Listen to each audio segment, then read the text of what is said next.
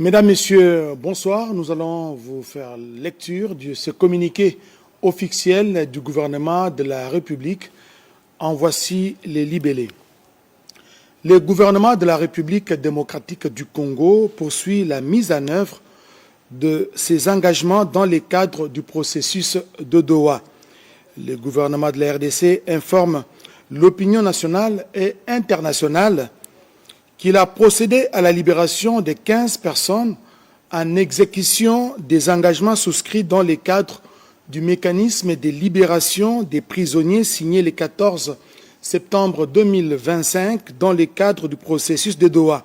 Cette opération, facilitée du 6 au 7 août 2026 par le Comité international de la Croix-Rouge CICR, agissant en qualité d'intermédiaire neutre, a permis le transport des personnes libérées depuis Béni et leur remise à l'AFC M23 après un transit par les territoires ougandais rendu possible par les autorités compétentes de ce pays.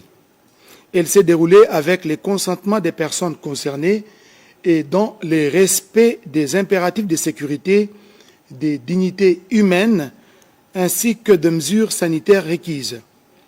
Cette étape s'inscrit dans la mise en œuvre progressive des engagements convenus dans le cadre du processus de Doha, notamment ceux découlant de la déclaration des principes relatifs au respect du cessez-le-feu et aux mesures de confiance, ainsi qu'à l'opérationnalisation du mécanisme de supervision et de vérification du cessez-le-feu. Elle s'inscrit également dans la poursuite des discussions en vue de la conclusion des 6 protocoles restants devant conduire à un accord de paix global.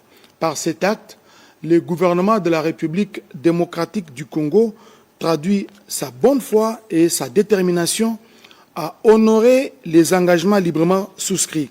Il rappelle toutefois que la réussite du processus repose sur la mise en œuvre effective et réciproque des engagements pris par les parties.